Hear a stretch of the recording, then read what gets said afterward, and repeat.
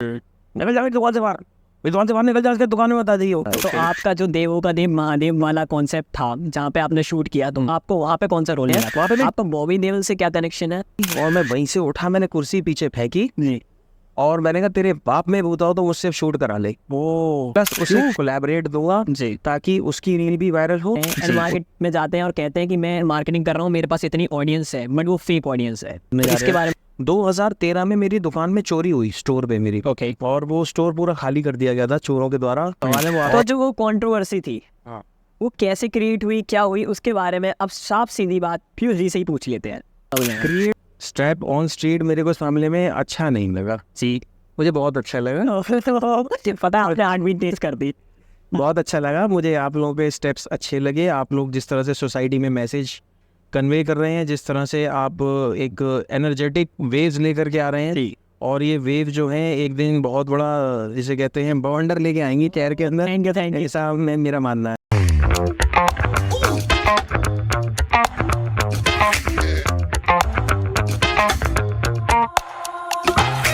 So welcome दर्शकों, step on street के एक नए एपिसोड में आप सबका स्वागत है। आप देख सकते हैं हमारे साथ है पीयूष मल्होत्रा जी। तो पीयूष मल्होत्रा जी, वेलकम है आपका स्टेप ऑन स्ट्रीट पे। कैसा लग रहा है आपको यहाँ पे आके? बहुत अच्छा लग रहा है और उम्मीद करता हूँ कि आप लोगों को भी उतना ही अच्छा लगे। बहुत लग रहा है। तो ठीक है, हम स्टार्ट करते हैं आपकी जर्नी के बारे में। तो फर्स्टली, जैसे कि हम सब जानते हैं कि आप एमएस मोबाइल शॉपी के ऑनर हो एंड आप मोबाइल सेल्स करते हो, तो बट आपकी एक बैक एंड स्टोरी भी है जिसमें आप बॉलीवुड में हो। तो फर्स्टली मैं ये जानना चाहूँगा कि आपने बॉलीवुड में एंटर कैसे किया?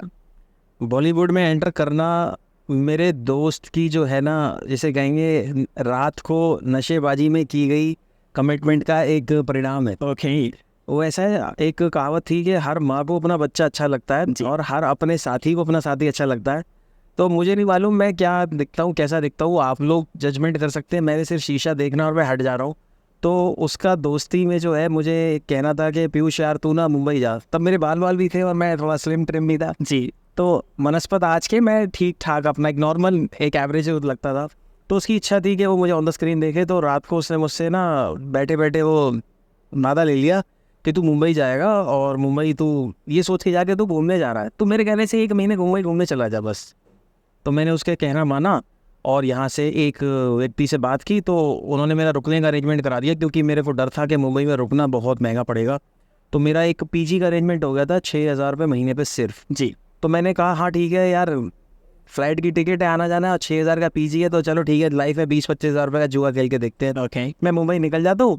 6 तारीख की मेरी फ़्लाइट थी रात की, और मैं पहुँचता हूँ मुंबई। 7 तारीख को मैंने आराम किया। 8 तारीख को किसी ने मुझे बताया कि अंधेरी में ऑडिशंस होते हैं। मैं अंधेरी ऑडिशन के लिए निकल गया। वहाँ पे फायरवर्क्स प्रोडक्शन हाउस था जो CID शूट करते थे जी। शाम को 5 बजे मैं उनके पास पहुँचता हूँ और वहाँ पे जो है उधर से कास्टिंग डायरेक्टर आ रहा होता है, इधर से मैं जा रहा होता हूँ। तो मैंने उससे पूछा, मुझे नहीं पता था वो CID का ही कास्टिंग डायरेक्टर है वो। तो मैंने उनसे पूछा, मैं सर ऑडिशन देने के लिए मैं आया था, यहाँ पे कहाँ होते हैं? अभी बंद हो गया, अभी टाइम हो गया, अभी तो कल आने का, अभी प्लीज जाओ जैसे क्रॉस करते हैं। 1 मिनट रुकने का। हाँ, मैं जी आप ना व्हाट्सएप नंबर देना और 2 फोटो व्हाट्सएप करना, 2 से ज़्यादा मत करना। ओके, मैंने ठीक है सर। मैंने उसे अपना नंबर व्हाट्सएप किया और 2 फोटो दे दिए। और वहाँ से जब देखा सब बंद हो गया, 5 बजे छोड़ दिए, तो मैंने वहाँ की चकाचौंध ज़िंदगी को देखा, मॉल को देखा, रोशनी को देखा, बिल्डिंग को देखा, और सीधी लोकल ट्रेन पकड़ के मैं अपने घर की तरफ वापस आ रहा होता हूँ। तो 7 बजे का करीब समय होता है वहाँ से निकले हुए, मतलब मुझे 1.5 घंटा हुआ, क्योंकि 5 बजे मैं पहुँचा, आधे घंटे का अंतराल। और 7 से 7:30 के बीच में मेरे पास एक कॉल आता है, पीयूष। मैं कहा जी, मैं ऐसे ऐसे फायरवर्क्स प्रोडक्शन हाउस से बोल रहा हूँ, कल तुम्हारा शूट है, सुबह मड आइलैंड पहुँच जाना, ठीक 9 बजे CID के। ओके, ये ब्रेक था। वेरी सेकेंड डे किसी ने नहीं माना कि मुंबई जाकर के 1-1 साल लग जाता है इंसान को और नहीं समझ पाता है इंसान, कोई सेटिंग होगी, कोई रिश्वत दी होगी, कोई ऐसा कुछ नहीं था। बार बार हर चीज़, हर रील, हर शॉट, हर शब्द में मैं बोलता हूँ कि ईश्वर से बड़ा कोई नहीं है जी। तो जब ऊपर वाला मेहरबान तो गधा पहलवान। वाह वाह वाह, बहुत बढ़िया। तो ये आपका एक डेस्टिनी क्रैश था, या फिर आप कह सकते हैं कि निर्धारित था, ईश्वर को मंजूर था जी। और मैं वो शूट करके आ रहा हूँ मड आइलैंड से, और समझिए आप ये एक और किस्मत की बात कि रात को घर आता हूँ, तो रात को आते ही 12 घंटे की शिफ्ट होती है, बहुत से लोग जानते होंगे। 12 घंटे की शिफ्ट थी, सुबह 9 बजे पहुँचा, रात को 9 बजे शिफ्ट जो ख़त्म होनी थी वो 6-6:30 बजे शिफ्ट क्लियर हो गई, क्योंकि वो शूट समुद्र में था। ओके, तो समुद्र की वजह से वो 6 बजे हम लोग को फ्री कर दिया गया। मैं 8:30 बजे आके आराम ही करता हूँ, तो एक और कॉल आता है कि देवों के देव महादेव सीरियल आता था, उसमें आप वो जो है प्रोडक्शन हाउस था, बोल रहा हूँ वो समय हो गया 10 साल, तो वहाँ पे पहुँचो, नाइट शिफ्ट है रात को 3 बजे की, तो मैं फिर वहाँ से भागा, तो निरंतर रूप से काम मिलता चला गया जी। उसके बाद मुझे आर्यन एक आता था, जी टीवी पे सीरियल आया था आर्यन, वहाँ पे मुझे सीरियल मिला, प्लस वहाँ पे मुझे एक एक्सपीरियंस और मिला जो दिल्ली में भी मिला, जो मुंबई में भी मिला, जो मैं ख़त्म करना चाहता हूँ। यूपी हुआ, हरियाणा हुआ या बिहार हुआ, मतलब जिनकी सोच है कि ये शहर छोटा है, यहाँ के लोग छोटे हैं, तो वो एक्सपीरियंस जैसे अभी रिसेंटली दिल्ली धोया, मैं वहाँ मुंबई भी धो करके आया था, क्योंकि वो बात जब आती है तो वो बात मेरे ज़मीर पे नहीं होती है, वो बात शहर की इज्जत पे होती है, अपने स्टेट लेवल की, अपनी शहर वासियों की जो है इज्जत दांव पे लग जाती है।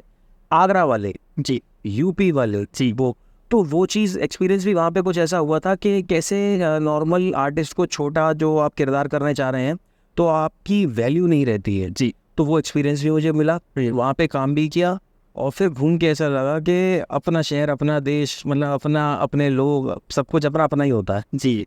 तो फर्स्ट एक्सपीरियंस आप बताइए मुझे अपने शूट का, कि आप जब फर्स्ट टाइम आपने शूट देखा, सेटअप देखा और आपने बड़े बड़े सेलिब्रिटीज अपने सामने देखे, तो आपका क्या रिएक्शन था एंड आपको क्या लगा? रिएक्शन ये था कि ये कौन सा आसमान से उतर है, तो मेरे जैसे ही है जी।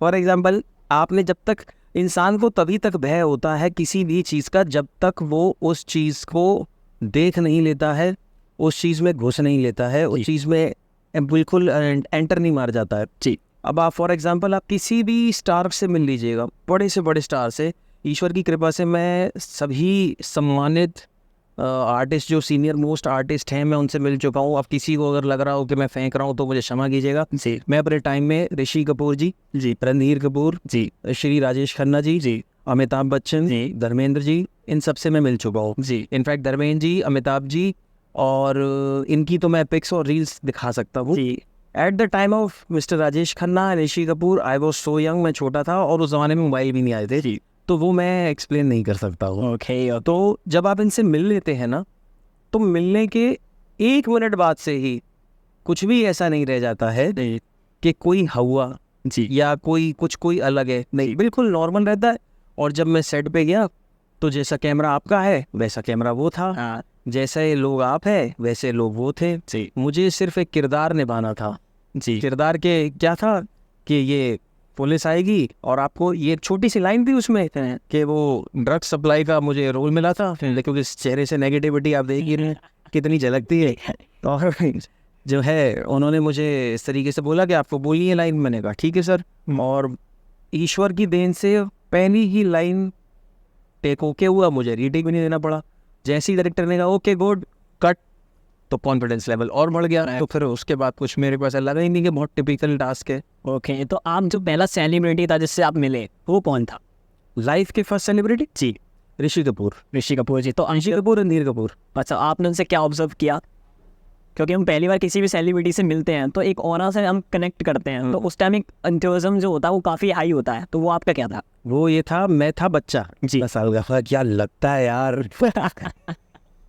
ये है ना। वो भी क्या था वो भी बता दूं, कैसे मिला, कहाँ मिला।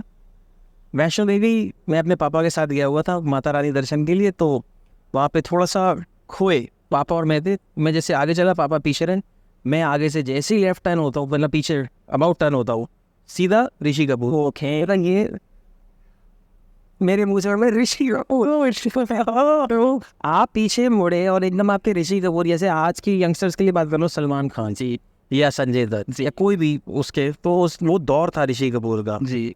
उस जमाने में अमिताभ बच्चन, ऋषि कपूर, जितेंद्र जी, मतलब सब जितने सीनियर मोस्ट आर्टिस्ट हैं यही थे।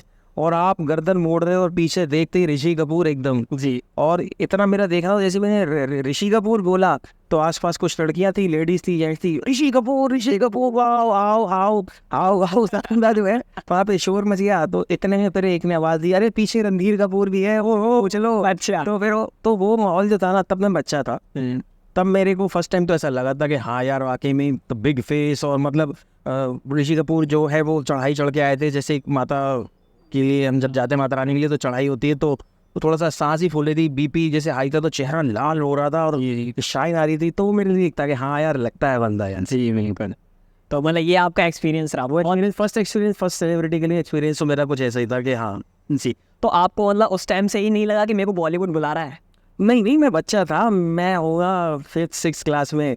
बस ये था कि वो स्कूल आते ही पूरे मैंने झंडे गाड़ दिए थे जी, अरे ऋषि कपूर से मिल के आ रहा हूँ। अब वो कैसे मिला, कहाँ मिला, कोई मतलब नहीं था। बस दोस्तों ने मजाक नहीं बनाया कि प्रूफ क्या है? नहीं, दोस्तों ने यकीन कर लिया कहीं ना कहीं। ओके। ऐसा है, कहीं ना कहीं ये होता है कि आपका कॉन्फिडेंस बोल जाता है। अगर मैं भी कह दूँ मैं सलमान खान से मिल के आ रहा हूँ, तो कहीं ना मेरी आवाज़ में कहीं पे भी आप देख लेना, कहीं भी पकड़ने वाला वो फॉर्मलनेस को पकड़ जाएगा कि ये झूठ बोल रहा है। पर जो सच होता है ना, उसको प्रमाण की आवश्यकता नहीं होती, वो आपकी आंखों से निकल के आता है। जी बिल्कुल। तो चिंगार देव थी ना होती, और तेरे को पता है क्या ऋषि कपूर थे भाई, तो वो लग जाता है कि हाँ ये सच बोल रहा है। तो आपका जो देवों का देव महादेव वाला कॉन्सेप्ट था जहाँ पे आपने शूट किया, तो आपको वहाँ पे कौन सा रोल मिला था? वहाँ पे मैं ड्यूप था, मतलब डुप्लीकेट में था मैं, और मैं मेरा मेन किरदार नहीं था। मैं बड़ी बड़ी बातें ऑन द स्क्रीन करोगे नहीं, मैंने ये वो जो दक्ष का रोल जो द्रोणाचार्य बने थे ना, उनमें मैं नाम थोड़ा सा मिस आउट कर रहा हूँ, मुझे माफ़ कीजिएगा। द्रोणाचार्य बने थे, तो वो उस दिन उनकी तबीयत खराब थी, तो अकॉर्डिंग टू फिजिक जो है मेरे को उनका ड्यूप में लाया गया था, तो वो ड्यूप किया था मैंने। ओके। हाँ, तो वो सीरियल मैंने ऐसे किया था। तो ओके, जब आप वहाँ पे बॉलीवुड में पहुँचे एंड देन उस टाइम पे आगरा जैसे लेवल से कोई पहुँचना बहुत बड़ी बात होती है, तो मैं ये आज 2024 आज का बच्चा बॉलीवुड कैसे पहुँचे, आप ये बताइए। बॉलीवुड पहुंचने के लिए देखिए, अब बहुत सारे रास्ते इजी भी हो गए हैं और डिफ़िकल्ट भी हो गए हैं। जी। मुंबई में आजकल जो मैंने ऑब्जर्व किया है, वो कोऑर्डिनेटर से भर गया है। 25% कमीशन जाएगा आपका। ओके। कोऑर्डिनेटर आपको काम दिलाएगा। एजेंसीज खुल गई हैं, आप एजेंसीज पे जाइए। आप अपना, पहले जब मैं अपने टाइम की बात कर रहा हूँ, आप अपना ऑडिशन देने जाते थे, आजकल व्हाट्सएप का ज़माना आ गया, तो वो उस तरीके से चेंज अप हो चुका है। पहले पोर्टफोलियो बनते थे, पहले एक बुक जाती थी, सर ये मेरा काम है सर, वो आदमी पेज पलट के दिखाता था, वो ऐसा कुछ नहीं। वो अब आपकी, आप पोर्टफोलियो भेज दीजिए, आपने जो काम कर रखा है आप वो सेंड कर दीजिए, कोऑर्डिनेटर आपको काम दिला देगा। कोऑर्डिनेटर्स के कॉन्टैक्ट्स में production house, production house coordinators को कांटेक्ट करेंगे कि मेरे को 3 डॉक्टर चाहिए, 2 पुलिस इंस्पेक्टर चाहिए और 10 हवलदार चाहिए और 200 आदमी का क्राउड चाहिए, भीड़ चाहिए, जूनियर आर्टिस्ट। ठीक है, तो कोऑर्डिनेटर अपने आप अपने हिसाब से 3-4 एजेंसीज को बोल देगा, वो कोऑर्डिनेटर जो है प्रोडक्शन हाउस को पिक्स भेज देंगे, जो सिलेक्ट होगा 10,000 पर डे बजट दिया उसने, वो आर्टिस्ट को बोलेगा 7500 रुपये मिलेंगे भाई जी, या वो बता देगा थ्रू आउट 10,000 मिल रहा है, 25% मेरा हुआ, जो मुंबई की भाषा है जी, तो उसको पे करेगा। अगर बेईमानी कर भी देगा तो अगली बार से काम नहीं आएगा। तो ये थोड़ा सा इसके अंदर आप कैसे, जो बॉलीवुड की डार्क रियलिटी और जो हम लोग देखते हैं एज एन चमकता चौंधा मुंबई, और जो डार्क रियलिटी आपने वो दोनों देखी हुई हैं, आप मुझे उसको और अच्छे से क्लियर कीजिए। अच्छे से क्लियर मैं एक इंसिडेंट बताता हूँ जी, और इसमें मेरा कहीं ना कहीं घमंड किसी को जल के तो मुझे माफ़ कर दीजिए। अब मैं गोल्ड वगैरह नहीं पहनता हूँ क्योंकि मुझे मना कर दिया, पहले मुझे गोल्ड का बहुत शौक था जी। तो मेरे को एक कैरेक्टर मिला था देवों के देव के बाद, जो सीरियल मैंने आपको बताया आर्य, उसमें एक सिक्योरिटी इंचार्ज का मेरा कैरेक्टर था, क्योंकि किरदार छोटा हो गया वो, और वो किरदार छोटा था तो मेरा गोल्ड वगैरह सब उतरा और एक गार्ड की मुझे यूनिफॉर्म मिली और मैं बैठा हूँ, और वो बच्चों का सीरियल था, तो उसमें क्या था, जो गार्ड बैठा है यानी कि मैं आर्टिस्ट हूँ, मेरे अंदर एक आत्मा आती है और वो आत्मा जो है लिहाज नहीं करती है प्रिंसिपल का, स्टूडेंट्स का, सबका वो धज्जियाँ उड़ा देता है जी। तो वो सीन ऐसा था कि मेरे को चेयर पीछे करके ऐसे पैर आगे फैला के यूं बैठना था, और स्कूल की प्रिंसिपल आएगी और मैं उस पर स्टीम गन उठा करके तान दूंगा कि यहाँ से निकल जा, और जो भी एक किरदार था। तो जैसे ही मैं बैठा, वो शॉट जो उन्होंने लेना था वो ग्राउंड से लेकर के ऊपर का शॉट आना था, इस तरीके से जो फ्रेम को पूरा मास्टर शॉट ले ले जी। लक बाय चांस मैंने ये फॉर्मल पहना हुआ शू, उस समय भी कर्ट गीगर का मैंने शू पहन रखा था, कर्ट गीगर का सी बना हुआ था सोल के नीचे जी। तो कैमरामैन का क्या था, ए दादा फटीचर का जूता फटा हुआ दिख रहा है नीचे से, फ्रेम में लेने का है कि नहीं लेने का है? तो वो चीज़ मेरे को एकदम मेरी दिमाग के सेंटर शॉट कर गई, और ऑडियंस ट्रस्ट करे नहीं करे, वहाँ मेरा ज़मीर, अहंकार या आगरा का जुनून या यूपी की गर्मी जी, वो सब आई, और मैं वहीं से उठा, मैंने कुर्सी पीछे फेंकी जी, और मैंने कहा तेरे बाप में भूता हो तो मुझसे शूट करा ले। वो क्यों? क्योंकि मुझे पता था वो उस दिन का सीन, पूरा कॉलेज जो उन्होंने हायर किया था, पूरा सेटअप जो था वो मेरे ऊपर निर्भर था, और इसका घमंड मुझे नहीं करना है कि वो मेरे ऊपर सेटअप था तो मैं इतनी बात बोलूँगा। वो इज्जत आ गई थी यूपी की, वो इज्जत आ गई थी आगरा की, वो इज्जत आ गई थी लड़की की, इसको तो कह रहा है इसका। अगर वो जूता मेरा सच में फटा हुआ होता जी या मैं उस घर परिवार से नहीं होता, या अगर मेरी जगह कोई एक ऐसा बच्चा होता जिसकी मजबूरी होती उस काम को करना, उसका जूता फटा हुआ होता, तो तुम उसका मजाक उड़ाते। जी तुम्हें किसी की इज्जत ढकनी चाहिए, ना कि ऑन द स्क्रीन ऐसे बोलना चाहिए कि इसका दादा इसका जूता फटा हुआ है, अभी स्क्रीन में लेने का है कि नहीं लेने का है। तब मैंने उसे कहा था, मैं तेरे बाप में होता हूँ तो मुझसे तू शूट करा के दिखा दे, और मैं तेरा कितना बजट है मैं तुझे यहीं खड़े खड़े खरीदूंगा मैं अभी। जी और आप ट्रस्ट मानिएगा, किसी ये आपकी रोजी रोटी, मैं रोजी रोटी पे बैठ के झूठ नहीं बोल रहा हूँ, वहाँ पे ईपी ने मुझसे सॉरी बोला, शूट कंप्लीट हुआ, और जब मैं वापसी पे अपने गेटअप में तैयार होके आया, जी फिर से ऑडियंस से क्षमा मांग रहा हूँ कि मेरा कोई गेटअप नहीं है, बट उस टाइम पे अब मैं नहीं पहनता हूँ, तो जब मेरी जिस गेटअप में मैं आया, मेरी ज्वेलरी लदी देख करके ना, उसने मुझसे बोला था, दादा सॉरी आपका ज्वेलरी का काम है क्या। ओ ठीक। तो ये चीज़ मैं बता दूँ कि मुझे यहाँ पे लगता है, आप अगर साउंड है, मजबूत है, तो आदमी आपको कुछ भी बोल देगा तो आप हंस जाओगे। जी फॉर एग्जाम्पल, मेरे से कोई कमज़ोर व्यक्ति आकर के अगर बोलता है कि पंजा लड़ाओगे, फॉर एग्जाम्पल लेंगे, तो मैं हंस जाऊँगा, या मुझसे बोल देगा कि मैं पिटेगा क्या, मारूँ क्या, कुछ भी, तो आप हंस जाओगे, क्योंकि आप जानते हो कि आप शक्तिशाली हो, बच्चा है यार, जा यहाँ से। जी पर वही अगर आपसे कोई बहुत आपसे ज़्यादा पावरफुल आदमी आके आपको नीचे दिखाएगा, तो आपके दिल पे ठेस पहुंच जाएगी और आप परेशान हो जाओगे। ये वही ठेस मैंने एहसास की कि उन बच्चों के दिल पे क्या बीतती होगी जो साउंड नहीं है, परिवार को छोड़ के आए हैं, मजबूरी में काम कर रहे हैं। मजाक मत उड़ाओ। अगर मुंबई में आपके पास सिफारिश नहीं है, आपके पीछे टैग नहीं लगा हुआ है, तो आप ज़ीरो हो। जी। तो जैसा कि मुंबई को कहा जाता है कि ये सपनों का शहर है, अपनों का नहीं, तो इसके बारे में आपका क्या कहना है? देखिए, सपनों का शहर था, ठीक है। आज आप जैसे यंगस्टर्स, इन्फ्लुएंसर्स, आज दिल्ली गढ़ बन चुका है।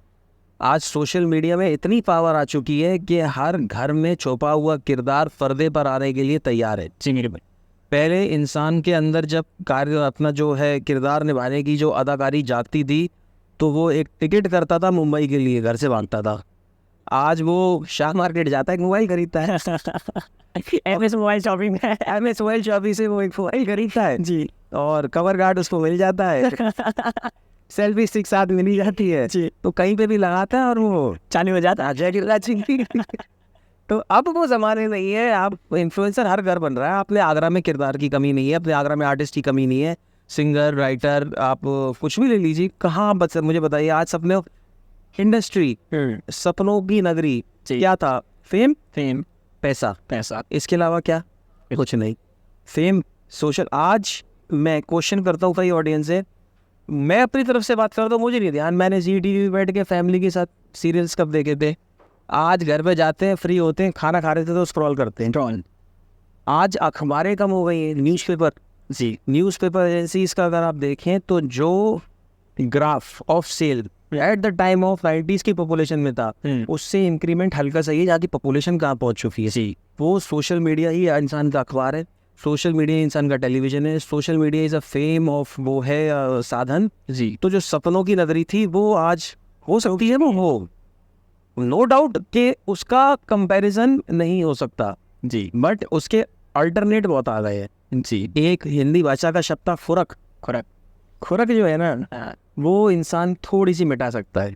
जी। पहले उसको खुद को स्क्रीन पे देखना एक बहुत बड़ा बना था कि मैं स्क्रीन पे कैसे दिखता हूँ। जब शादियों में वीडियोग्राफी होती थी ना, तो वो स्पेशली वो खाने की प्लेट लेके आ गया था, स्पेशली मैं आ जाऊँ, मैं वीडियो में देखूँ, तो वो आज नॉर्मल हो गई है। तो मेरे ख्याल से वो थोड़ा सा उस चीज़ का बैकवर्ड जा रही है। प्लस बड़े बड़े स्टार्स भी आज प्रमोशन में समझ रहा हूँ इन्फ्लुएंसर से करा रहे हैं। हाँ दिल्ली में मैं देख रहा हूँ जी। काफ़ी इन्फ्लुएंसर्स जो हैं वो प्रमोशन करा रहे हैं। और मैं पुष्टिकरण नहीं करता हूँ इस बात की, सिर्फ बायलॉज को मैं अनाउंस कर रहा हूँ जो मैंने सुना सूत्रों के अनुसार। मेरा घोषणा पत्र नहीं है ये, कि शायद माननीय योगी जी ने भी इन्फ्लुएंसर्स के लिए कुछ अच्छे स्टेप्स उठाए हैं। जी बिल्कुल। कुछ लेकर के आ रहे हैं, उनको सपोर्ट कर रहे हैं कि सोशल मीडिया। मैं बताता हूँ वो क्या है। योगी जी ने एक योजना निकाली है जिसमें इन्फ्लुएंसर अगर सरकार के दिए हुई योजनाओं को प्रमोट करेंगे तो उसमें उन्हें सब्सिडी मिलेगी और उन्हें अच्छा खासा फायदा मिलेगा। तो ये चीज़ तो दैट्स, अब आप देखिए जो सारी जो योजनाएं थी या सारे जो भी प्लस पॉइंट्स थे, जी, तो मुंबई जाते थे वो अपने शहरों में घूमेंगे, अपने आसपास घूमेंगे अपना। और इनफैक्ट आपके चैनल के माध्यम से ही मैं अनाउंस कर दूं, मैं इस चीज़ की रील बनाने वाला था कि जितने भी आगरा के youngsters, YouTubers, influencers, social media workers जितने भी हैं, वो मेरे पास यदि आते हैं और उनके कंसेप्ट में मुझे दम दिखता है जी। अब ऐसा नहीं कोई किसी की कॉपी करके आ जाए जी, बिल्कुल, है ना, कि किसी ने किसी का कंटेंट उठाया, कॉपी मारा, पेस्ट मारा, गार्निशिंग करी, थोड़ी सी अपने नाम की और लेके आ जाए। हाँ, ऐसा नहीं, उसके पास अपना कंटेंट हो तो मैं शूट अप उसको साथ दूंगा जी, उसके साथ शूट पे जाऊंगा, किरदार निभाऊंगा, प्लस उसे कोलैबोरेट दूंगा जी, ताकि उसकी रील भी वायरल हो जी। उसको थोड़ा सा ही मैं जिस लायक हूँ, मैं ऐसा नहीं कि मेरी रील बहुत ज़्यादा वायरल होती है, मैं एक एवरेज करता हूँ, उस एवरेज में से जैसे एक गरीब बाप बेटी को जितना भोजन दे सकता है या दे सकता है दान दहेज में, मेरी इतनी हैसियत होगी, उस हिसाब से मैं साथ शूट अप करूँगा और एक कोलैब जरूर यंगस्टर को दिया करूँगा ताकि वो आगे प्रमोट हो जी। तो आपको स्टेप ऑन स्ट्रीट कैसा लगा इस मामले में? स्टेप ऑन स्ट्रीट मेरे को इस मामले में अच्छा नहीं लगा जी, मुझे बहुत अच्छा लगा। पता है, आपने 8 बीट तेज कर दी। बहुत अच्छा लगा मुझे, आप लोगों के स्टेप्स अच्छे लगे, आप लोग जिस तरह से सोसाइटी में मैसेज कन्वे कर रहे हैं, जिस तरह से आप एक एनर्जेटिक वेव्स लेकर के आ रहे हैं, और ये वेव जो है एक दिन बहुत बड़ा, जिसे कहते हैं, बवंडर लेके आएंगी कैर के अंदर। थैंक यू ऐसा मेरा मानना है जी जी। तो इसी के साथ मेरी एक चीज़ और, जैसे आपने इन्फ्लुएंसर मार्केट की भी एक डार्क रियलिटी है हाँ। कि उनके कुछ सब्सक्राइबर्स एंड कुछ फॉलोवर्स हुए, फिर देन उनने पैसे देके अपने फॉलोवर्स बढ़वा लिए, एंड देन वो अपने आप को इन्फ्लुएंसर कह रहे हैं, एंड मार्केट में जाते हैं और कहते हैं कि मैं मार्केटिंग कर रहा हूँ, मेरे पास इतनी ऑडियंस है, बट वो फेक ऑडियंस है। तो इसके बारे में आपका क्या कहना है? देखिए, जिसने भी, मैं बता दूं, अगर कोई ऐसा प्लान अप करता है कि वो डिप्रेशन में आके परेशान होकर के अपने फेक फॉलोअर्स, बॉट फॉलोअर्स जिसे कहते हैं, बढ़वा लेता है, उसकी रीच ख़त्म हो जाएगी जी। रीच नहीं आएगी, आपकी ग्रोथ ख़त्म हो जाएगी, आने वाले ओरिजिनल ऑर्गेनिक फॉलोअर्स ख़त्म हो जाएंगे। तो जो है उस पर संतुष्टि करनी चाहिए जी। जितना भाग्य में लिखा होगा चल के आएगा, नहीं लिखा होगा आके भी चला जाएगा जी। तो इसलिए जो फेक फॉलोअर्स के पीछे जाते हैं उनको यही सलाह दूंगा कि ये स्टेप मत करना, कुछ भी कर देना जी, ये बहुत गलत स्टेप। तो ऐसे ही यही आपने अपने क्या कहते हैं ऑडियंस को बताया। एक मैं बिजनेसमैन के लिए भी जाऊँगा जो फेक लोगों से फेक प्रमोशंस करवा रहे हैं, उन्हें और इस चीज़ का पता नहीं है, तो आप उन बिजनेसमैन से क्या कहना चाहेंगे एज एन बिजनेसमैन? देखिए, अगर मैं उनसे कुछ कहूँगा तो कहेंगे तो अपनी दुकान लेकर ये आ गया कि मेरे से करा लो। हाँ, तो मैं ये नहीं बोलूँगा। देखिए, आप किसी से भी प्रमोशन कराते हैं, उसकी अंदर प्रोफाइल पे जाइएगा, प्रोफेशनल डैशबोर्ड खुलवाए जी। इंस्टा का कोई भी अगर आता है, यूट्यूबर अपने आप को कहता है या अपने आप को इन्फ्लुएंसर कहता है, तो आपको कुछ नहीं करना है, आपको प्रोफेशनल डैशबोर्ड पे जाना है। डैशबोर्ड पे जाके सी इनसाइट्स में उसकी पूरी आप देख लीजिएगा कि कितनी ऑडियंस आ रही है, कितनी रीच है, कितना अप है। ग्राफ कभी भी ऊपर नहीं चलता, ग्राफ कभी भी नीचे नहीं रहता जी। आपने ECG का कभी प्रिंटर देखा होगा जी, उस पर लाइन्स होती हैं। हाँ, तो जब वो सीधा हो जाएगा ना, तो यानी कि लाइफ खत्म है। वही सेम एल्गोरिदम है इंस्टाग्राम का, ऊपर नीचे जाता रहेगा जी। जिस दिन वो सीधा हो गया उस दिन आपका अकाउंट खत्म है। तो कभी ऊपर जाए तो खुश मत होइए, नीचे आए तो निराश मत होइए। तो जब भी आप प्रमोशन कराना चाहें तो उसके अंदर आप चेक कर लीजिएगा, इनसाइट के अंदर जाके वो कितना उसकी ग्रोथ है। तो इसे कहते हैं सार संक्षेप, पूरा निचोड़ निकल करके आ जाएगा कि वो कहाँ खड़ा हुआ जी। तो उसके हिसाब से आप डिसाइड करिए कि आपको उससे प्रमोशन कराना है या नहीं कराना जी। और बाकी हर बिजनेसमैन हो, हर किसी के पास देखिए कैमरा है, हर किसी के पास बोलने के, अपने फील्ड के बोलने के लिए कुछ शब्द होते हैं, हो जाओ शुरू। तो यही है जो आपने बोलने के बारे में बताया, और हमने आपकी जितनी भी रील्स देखी हैं उसमें मीम भी होता है, उसमें एकदम सीरियसनेस भी होती है और उसमें दबंगाई भी होती है। तो वो जो स्क्रिप्ट राइटिंग होती है और जो आपके जो कॉन्सेप्ट होते हैं वो कैसे आते हैं, कौन लाता है, और या आप ही लाते हैं या फिर कोई? नहीं, मैं कभी ईश्वर साक्षी मान के इस बात को शुरुआत करूँगा और इसी ईश्वर को साक्षी मान के ख़त्म करूँगा जी। बीच में मेरे पास ये आया था कि आपने इसको देख के रील स्टार्ट की, आपने उसको देख के रील स्टार्ट की। मैं अपना बता दूँ, बोलने में कभी शर्म नहीं करनी चाहिए। मैंने जमजम इलेक्ट्रॉनिक्स को देखा जी, और जमजम इलेक्ट्रॉनिक्स को देख करके मुझे ये नहीं आया कि मैं इनकी कॉपी कर लूँ। मेरे दिमाग में ये आया कि दुबई का आदमी जो भरपूर पैसा होने के बावजूद जी अपने काम से जी शर्म नहीं कर रहा है जी, तो वाई शुड वी? अपने काम से शर्म नहीं करनी है, मुझे उसको लेके आना है। मैंने स्टार्ट कर दिया जी। और जो रही बात कॉन्सेप्ट की, कॉन्सेप्ट अपने आप आते हैं। आपके पास ये कॉन्सेप्ट कहाँ से आया कि आप और हम आज बैठे? ये तो एक कंटेंट क्रिएटर का टैलेंट है सर। टैलेंट की बात है, किसी में कम किसी में ज़्यादा, और किसी में कभी कम नहीं रहता है। टैलेंट एक धार की तरह होता है, तलवार की धार की तरह। इसको जितना घिसोगे ना, ये नुकीला होता चला जाएगा। ओके, कितनी मतलब आप देख सकते हैं बॉलीवुड झलक रहा है पूरा, हार निकल रहा है, चिपटे आ रही है मेरे पे। बहुत बढ़िया। आप अपने सवालों की छतरी दाग दीजिए, छींटों से बच जाएंगे। Okay okay. ये छतरी तो नहीं रुकी डालेगी क्योंकि सवाल चलते ही रहेंगे। नहीं, आप फिर भीगी इंसानी छींटों में बिल्कुल नहा लीजिए, मैं तैयार हूँ। तो ओके, इसी के साथ एक और क्वेश्चन रहेगा मेरा। बॉलीवुड में ही रहते हैं, आपका बॉबी देओल से क्या कनेक्शन है? कुछ भी रहे। ओके, तो मिलना जुलना कैसे? देखिए, किसी का रिश्ता किसी से नहीं होता है, इंसान का रिश्ता इंसानियत से होता है जी। Bobby Deol is a personality who is totally ground to earth. Okay, not even the Bobby Deol, I must say the Deol family is the personality who is totally ground to earth. Okay, Bobby Deol ji की बात मैं बाद में करता हूँ, सबसे पहले उनके पिताजी यानी धर्मेंद्र जी पे आ जाता हूँ जी। अभी रिसेंटली आपने मेरी एक रील देखी होगी जिसमें अंकल अपना अंदर आराम कर रहे थे और मैं पेठा लेकर जो था, ईटेबल्स खाने की चीज़ किसी भी सेलिब्रिटी को खिला देना मेरे ख्याल से बहुत बड़ी बात है। क्योंकि हो सकता है मैं किसी का भेजा हुआ बंदा हो सकता है मैं उनसे कोई दुश्मनी निकालना चाहता हूँ, but he had eaten all that things जो मैंने उनको दिखाई आराम से। उन्होंने हमें बिठाया, चाय कॉफ़ी पिलाई। इनफैक्ट ये सब कुछ नहीं था, उनके साथ एक गाना भी शूट हुआ था मेरा, अभी रिसेंटली आएगा। रात को 1:30 बजे पैकअप होता है और मैं निकल रहा हूँ। ओके, तो हु आई एम, आगरा शहर का एक छोटा सा लड़का, वही एक मुंबई के हिसाब से छोटे से शहर का एक लड़का, एक इंसान जो अंकल को उनको एज ए सीनियर में, अंकल मैं निकलता हूँ, मैं जाता हूँ, मैं चलता हूँ, तो नहीं बेटा रुक जा, रात को कहाँ जाएगा, कहाँ से होता हुआ जाएगा। तो ये जेस्चर, ये इसको रिश्ता नहीं, इसको इंसानियत कहेंगे जी। और बाकी सब उन लोगों को इस फैमिली से सीखना चाहिए कि इतने बड़े पद पे होकर के भी, इतनी ऊंची हैसियत पे होकर के भी ग्राउंड टू अर्थ कैसे रहा जाता है जी। ये उनसे सीखना चाहिए और मैं बहुत कुछ सीख करके उनसे आया, क्योंकि नए नए लड़कों को देखा है मैंने, नहीं लड़का नहीं है, माफ़ी चाहूँगा, नए नए छपरियों को देखा है। ओके, यही सुनना था। छपरियों को देखा है मैंने जी, जो कि बिल्कुल मतलब जिसे कहते हैं, ऑडियंस मुझे माफ़ कर देना, मतलब बिल्कुल बंदर कह सकते हैं। कपड़े पहनने की तमीज़ नहीं है जी। ऐसा भी नहीं कि मैंने अच्छे कपड़े पहन रखे हैं, एज इन जो अपने आप को सेलिब्रिटी से तुलना करते हैं, तो उनके अंदर घमंड आता है, दूर करो, ये फोटो नहीं करानी।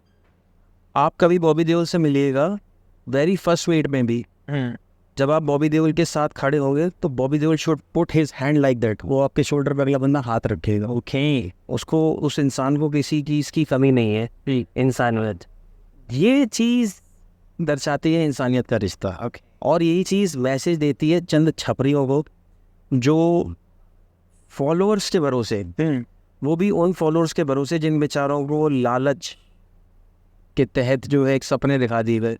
पता है अपने यहाँ सबसे बड़ी प्रॉब्लम है, किसी को सपने मत दिखाओ जी, और सपने दिखा करके किसी को होल्ड मत करो। तो कुछ ऐसे लोगों ने जो ट्रेंड पकड़ा है, तो वो लोगों के लिए मेरा मैसेज है कि देओल फैमिली से कुछ सीखना चाहिए कि क्या gesture of nature, human nature होना चाहिए, वहाँ पे हमें घमंड नहीं करना चाहिए। तो वो मैसेज सिर्फ इतना ही, और रिश्ता जो था वो इंसानियत का था। बहुत अच्छा। तो इसी के साथ एक क्वेश्चन और बन रहा है कि 2024 में आपका फेवरेट सेलिब्रिटी कौन है?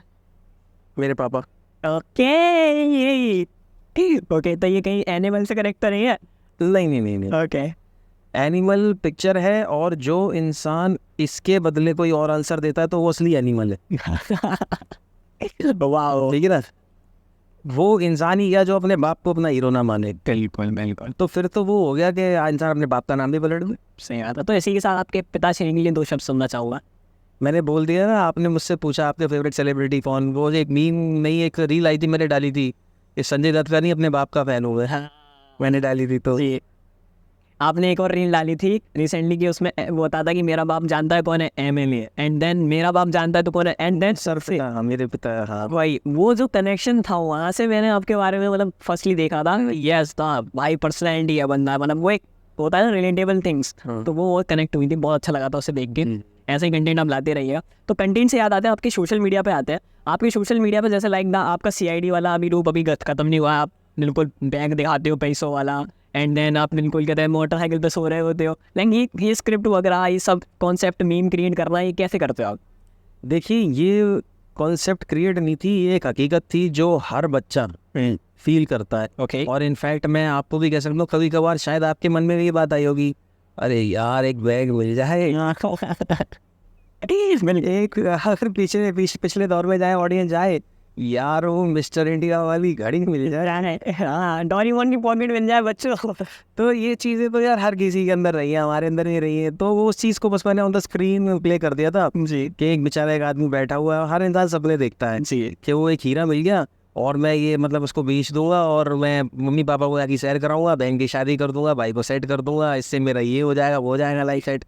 पर अमूमन हर इंसान के साथ ऐसा नहीं होता। वही नींद खुलती है, वही मेरी खुली और वही मैंने सबके साथ साझा कर दिया अपने ड्रीम्स, जैसे कि एक dream of every young man जी जी। तो था। ओके ओके, तो अब आते हैं MS मोबाइल शॉपिंग पे। जी, तो MS मोबाइल शॉपिंग की स्टार्टिंग कैसे हुई? MS मोबाइल शॉपिंग की स्टार्टिंग हुई सन 2005 में। ओके और 2005 में जहाँ मेरा अभी वर्तमान जो मेरा निवास स्थान है, जहाँ मेरा घर है, वहाँ पे उसके नीचे मैं मोबाइल शॉपी मैंने खोली और उसमें सिर्फ जो है मैं समझता हूँ 60,000 रुपीज़ का इन्वेस्टमेंट मैंने किया था, ओके जिसमें चंद रिचार्ज कूपन्स थे और एक STD का एक बॉक्स आता था। टाटा ने सर्विस स्टार्ट की थी, उसमें ₹1 का सिक्का आप डालते थे और उसमें जब वो 100 कॉल हो जाती थी तो वो ₹1 आपको मिलता था एज एन प्रॉफिट। जी और रिचार्ज कूपन ₹10 के पहले वो आते थे। तो वो जर्नी ऐसी थी कि मैंने 2 मोबाइल सेकेंड हैंड मोबाइल रखे थे अपने स्टोर पे और नहीं बेच पाया था उनको मैं 1 हफ्ते तक। जी और 2 मोबाइल बेचे मैंने और उसको बेचने में 1 हफ्ता लग गया। ओके और मुझे बड़ी घबराहट हो गई कि यार अब क्या होगा, मैं कैसे इसको सरवाइव करूँगा।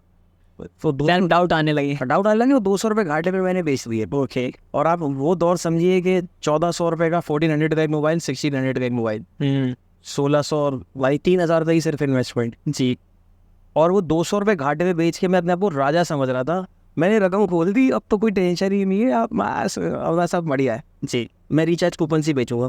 फिर दौर बदला, फिर 2 मोबाइल हिम्मत करके फिर जुटाए और उनको ख़रीदा।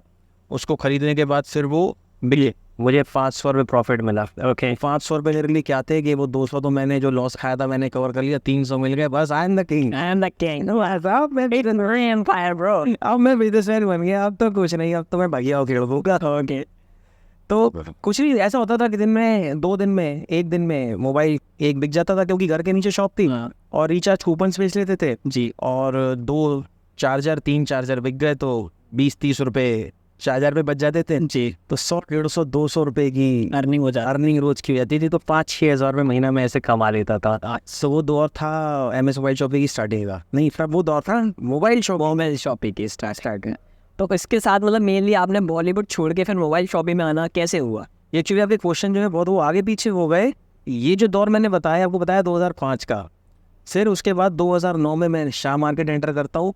2009 से नेक्स्ट जंप आउट मारता हूँ 2014 में मैं मुंबई गई। ओके उसके बाद 2017 में मेरे को मूवी मिलती है भूमि संजय दत्त की। जी। उसके बाद फिर मैं सब कुछ छोड़ छाड़ के सिर्फ सोशल मीडिया 2022 और 23 से कहेंगे okay March 2023 okay turning point after returning from Ujjain Mahakal का। ओके 2023 से 2024 का ये दौर, ये ऐसे जर्नी स्टार्ट। तो एक स्टार्ट करते हैं, एक काम करते हैं कि हम जर्नी में थोड़ा पीछे आते हैं। मोबाइल शॉपिंग से ही स्टार्ट करते हैं। मोबाइल शॉपिंग, फिर आपने मोबाइल शॉपिंग स्टार्ट की, तो मोबाइल शॉपिंग के बाद आपने अपने फ़ोन्स रखे और तब आई थिंक टच फ़ोन्स नहीं हुआ करते थे। नहीं, तब कीपैड फोन आते थे, नोकिया 1100 हो गया, 2600 हो गया जी। और तो पहला टच फ़ोन कौन सा था आपकी मोबाइल शॉपिंग में? कंप्लीट टच फोन था मेरे पास। अगर आप बात करेंगे तो iPhone 3GS iPhone 3GS पहला फ़ोन ही iPhone। पहला फोन है जी। टच फोन हुआ है। ओके, तो उस टाइम आगरा में iPhones कितने सेलर्स थे? उस समय आईफोन होना एक स्टेटस सिंबल होता था अपने लिए। आईफोन और ब्लैकबेरी जी, 2 ऐसे ब्रांड सिंबल होते थे जो अपने आप में बेचने वाला भी अपने आप को बहुत बड़ा 30 मार्का समझता था। मैंने आईफोन बेचा जी, मैंने ब्लैकबेरी बेचा, मतलब वो जब शाम को बैठता था ना कहीं तो वो अनाउंस करता था आज मैंने ब्लैकबेरी बेचा है। ओके तो बहुत प्राउड मोमेंट होता था। और आगरा में 1-2 ही स्टोर्स होते थे ऐसे जो प्रोवाइड करा पाते थे और वो आगरा मिलता नहीं था। वो आपको बुकिंग करानी पड़ती थी, वो दिल्ली से आता था, विदाउट बिल में आता था, फिर उसकी कोई वारंटी नहीं होती थी, वो पैक बॉक्स आता था, वो खोलने पे अगर वो ख़राब निकल गया तो वो आपका हो गया। अच्छा, वो दौर था आईफोन का। तो वो लेकिन मैंने अगर आपको मैं थोड़ा सा इसमें संशोधन करूँ तो पहला मल्टीमीडिया फ़ोन से हम स्टार्ट करेंगे। तो पहला मल्टीमीडिया फ़ोन था 3660 3660, ओके जो नीचे से ओवर आया था। उसके अंदर 1.2 MB का मेमोरी कार्ड था। ओके मतलब आपने सिर्फ 2 घंटे डाल सकते हैं मल्टीमीडिया, वो कहानी खत्म है। हाँ या फोटो खींच दीजिए बस कहानी। उसके बाद 6600 का दौर आया, फिर मोटोरोला L6i, मोटो रेजर, ये सब धीरे धीरे धीरे धीरे स्टेप अप होते चले गए। ओके। तो मतलब आपने अपने बिजनेस में भी काफ़ी रिवॉल्यूशन किया। हाँ एंड देन मैं ये पूछना चाहूँगा कि आपने बिजनेस स्टार्ट किया, जैसे ही आप बता रहे हैं कि मेरा फ़ोन 2 खरीदे और वो भी मेरे से नहीं बिके, वो भी 200 के लॉस से मैंने उसे बेचा। तो आपने बिजनेस में चैलेंज भी फेस किया जैसे हर एक बिजनेसमैन करता है। तो वो चैलेंज आपने कौन से चैलेंज आप अपने बताइए जो आपको याद है कि मैंने ये बहुत मुश्किल वक्त था मेरे ये वो। देखिए, मुश्किल वक्त जो सबसे ज़्यादा था रहा वो ये था कि आगरा के उस दुकानदार का मैं नाम नहीं लूँगा, मैं फाइनेंशियली इतना साउंड नहीं था, और मैंने उस दुकानदार से एक फ़ोन ख़रीदा था, नोकिया 6610 6610। वो कीपैड फ़ोन था, उसके अंदर FM होता था। और वहाँ से शायद मेरे अंदर भी थोड़ा सा चेंजेस, एग्रेशन बढ़ता चला गया लोगों को देख करके। तो मैंने उससे फ़ोन लिया, मैं लेकर के घर आया, और मैंने घर आते जब उसमें कॉल की, उसमें आवाज़ नहीं रही। मैं 1 घंटे बाद दोबारा अपनी दुकान छोड़ के उसके पास गया। मैंने कहा भैया, मैंने कहा यार ये मैं आपसे फ़ोन लेके गया था और वो जो है ये वर्क नहीं कर रहा है। निकल जा दुकान से बाहर, दुकान से बाहर निकल जा, उसके दुकान में बता दी। ओके। तो वो मोमेंट भी बस वही था, और मैंने वो फ़ोन उठाया और मैंने फ़ोन उसी की दुकान पे फेंका। मैं कहा तू बाहर बन। ठीक है कि भाई आप समझिए उस समय 1000-2000 की वैल्यू जीने मरने के समान थी। मेरी इन्वेस्टमेंट जा रही है, मेरा सब कुछ जा रहा है, और मैं पागल बाहर मिल। और ईश्वर कसम मैं बार बार नहीं खाना चाहूँगा, महाकाल बाबा के आशीर्वाद से आज उस दुकानदार ने मुझसे नौकरी मांगी। ओके, ये है समय का भैया, महाकाल, समय का भैया और महाकाल का त्रिशूल। वाह वाह, this is the power of Mahakal. तो वेरिएशंस तो मैंने बहुत देखे, जी वेरिएशंस मैंने बहुत देखे लाइफ में। मैंने लॉसेस बहुत खाए हैं लाइफ में, बट क्या है ना, हार नहीं मानी, चैलेंजेस एक्सेप्ट किए। उस चीज़ को लेकर के आया। जब मैंने शाह मार्केट में स्टोर खोला प्रॉपर सेकेंड हैंड का, मैं उस ज़माने में शाह मार्केट आया था जब लोग दराजों के अंदर से निकाल के सेकेंड हैंड देते थे। कोई सेकेंड हैंड फ़ोन मिल जाएगा क्या, 2 रखे, हाँ ये पड़े वो, ओके दैट्स इट। तो तब पूरा प्रॉपर स्टोर खोलना, अरे बेवकूफ़ है जी, पुराना कौन खरीदता है, सेकेंड हैंड या इससे कौन लेगा, अरे नए का बाजार खुला पड़ा यार, आदमी नया लेता है पुराना लेता है। और आज ईश्वर की कृपा से शाह मार्केट सिटी प्लाजा को शायद सेकेंड हैंड का हब घोषित कर दिया गया। बिल्कुल बिल्कुल, बहुत सही बात है ये। और इसी के साथ एक और चीज़, जैसे कि आपने अभी रिसेंटली बताया था बैक एंड में जब हमारी बात हुई, तो आपका पॉलिटिशियन में एक केस था, पॉलिटिशियन केस आपको कह रहे थे कि ये कवारे वाले फ़ोन हैं। हाँ, वो पॉलिटिकल नेताजी बोलिए ना, पॉलिटिशियन बोलिए, बड़े नेताजी हैं, बड़े नेता, बड़े बड़े दिग्गज नेता आए, बड़े बड़े आए। और का जो है देखो, हर नेता एक समान नहीं होता, लेकिन हर नेता शरीफ भी नहीं होता जी। तो लूटने में कसर किसी ने नहीं छोड़ी, मतलब मौके का फ़ायदा उठाना। यदि आपने कुछ काम अपना बोल दिया, एक बिजनेसमैन का काम क्या होता है, एक बिजनेसमैन का काम ये नहीं होता है कि आप कहीं रंगबाजी करने जा रहे हैं, आप कहीं चौथ वसूली करने जा रहे हैं। 2013 में मेरी दुकान में चोरी हुई, स्टोर पे मेरी, ओके। और वो स्टोर पूरा खाली कर दिया गया था चोरों के द्वारा। और वो मेरे लिए शॉकिंग सीन इतना था कि जब वो मेरी दुकान का शटर हिला हुआ मैंने सुबह देखा, टेढ़ा था, पुलिस मैंने बुलाई, शटर उठाओ, पूरी दुकान खाली।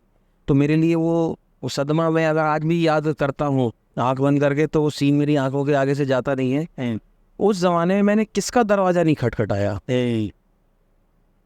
और आगरा के उस नेता का मैं नाम अभी नहीं लेना चाहूँगा, मैंने उसको फ़ोन किया, मैंने कहा भाईजान, मैंने कहा मेरी दुकान में ना मेरा ऐसे चोरी हो गई, और मैं कहा पुलिस को आप प्लीज़ बोलिए कि वो ना तुरंत जो है रिकवर, आपका कोई नुकसान होता है तो आप मेंटली अरेस्ट हो जाते हो। अच्छा चोरी हो गई हाँ हाँ कर लेंगे। क्या तुम्हारा एक फ़ोन का स्क्रीन गार्ड टूट जाएगा ना, तो तुम अपने चेले को भेज दोगे, इसे सही कराओ, हाँ इसे ठीक कराओ, ये हमारा नुकसान हो गया। कोई इंसान परेशानी में आपको कह रहा है कि मेरी दुकान में सर चोरी हो गई है, मैं बहुत परेशान, वो तब से मैंने वैल्यू समझी कि नहीं, ऊपर ईश्वर और धरती पे पैसा, हाँ यही 2 आपके अपने हैं। बाकी सब अपने मतलब के हिसाब से जोड़ते और बिगड़ते हैं। तो मैं इस चीज़ पे नहीं बोलना चाहूँगा कि उन नेताजी ने मुझे क्या बोला था क्या नहीं बोला था, बट तजुर्बा दिया था। तजुर्बा नहीं, आप नहीं, आदमी जो है पैसे की भाषा समझता है, इंसानियत की भाषा का समझता है। तो इसी के साथ जैसे कि अभी लॉकडाउन में लगा, हाँ। तो लॉकडाउन में भी आपकी सेल पे बहुत इफेक्ट पड़ा होगा। जी। एंड देन नहीं पड़ा? यही पड़ा, ये अलग अलग बिजनेस में है भाई, हाँ। फर्क ही नहीं पड़ा। नहीं पड़ा। कैसे? वो ऐसे पड़ा कि वो दौर ज़बरदस्त सेल का दौर था। ओके, कैसे? जिस चीज़ की सप्लाई बंद हो जाती है उसकी डिमांड बढ़ जाती है। हाँ। सप्लाई ज़ीरो थी, कईयों के घरों में मोबाइल टूटे, हाँ। कईयों को टिकटॉक बनने का भूत चढ़ा, घर पे कोई काम नहीं था। जो मौत का बवंडर आया था वो दूसरे लॉकडाउन में आया था। मैं बात कर रहा हूँ आपसे पहले लॉकडाउन में।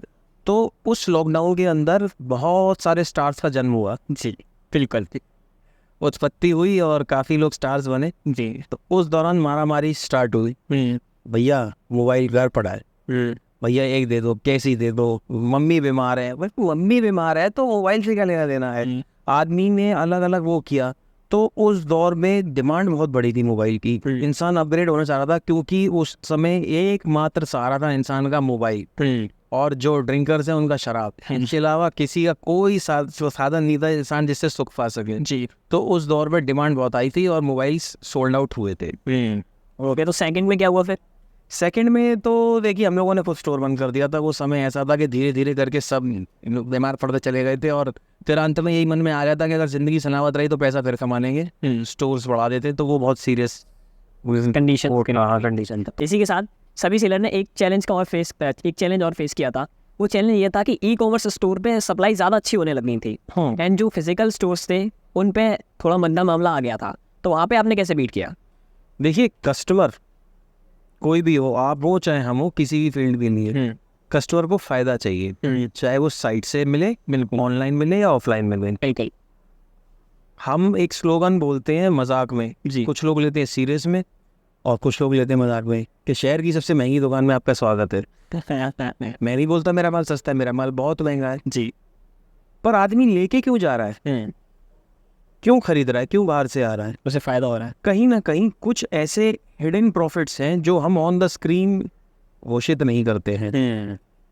आप किसी भी क्षेत्र में हो, आप ऑनलाइन साइट से ज़्यादा फ़ायदा दीजिए कस्टमर को, कस्टमर ऑनलाइन साइट पे नहीं जाएगा। तो ये तो अब दुकानदार की इच्छा है ना कि अपना प्रॉफिट कम करके अपने कस्टमर्स के बारे में कुछ सोचे जी। जो सोशल साइट्स हैं, जो ऑनलाइन साइट्स हैं, वो सोचती हैं अपने कस्टमर के बारे में, ऑफर दे देती हैं, बाय बैक दे देती हैं, कैशबैक दे देती हैं। अब मैं एक स्कूल का नाम नहीं लूँगा, मैं उनके एक प्रोग्राम में गया था जज बन के, तो उन्होंने मुझसे पूछा था कि मैं आगरा में ब्रांच खोलना चाह रहा हूँ, तो मुझे ऐसा क्या करना चाहिए कि मैं सब स्कूल्स को बीट कर दूँ। मैंने सर किसी को बीट करना नहीं सोचना चाहिए, मैं राइस कैसे कर जाऊँ ये सोचना चाहिए। वाह, that's a line sent bro. तो मैंने कहा आप कैसे ग्रो कर जाए, बस ये सोचिए, किसी को बीट करने का सोचेंगे तो हम उसमें गिर जाएंगे। मैंने कहा आपकी फ़ीस स्ट्रक्चर कितना है? सर 8500। मैंने कहा अगर उसको हम 6500 कर दे तो कहता है कोई प्रॉब्लम नहीं है, और मैं 5500 कर दे तो भी कोई प्रॉब्लम नहीं।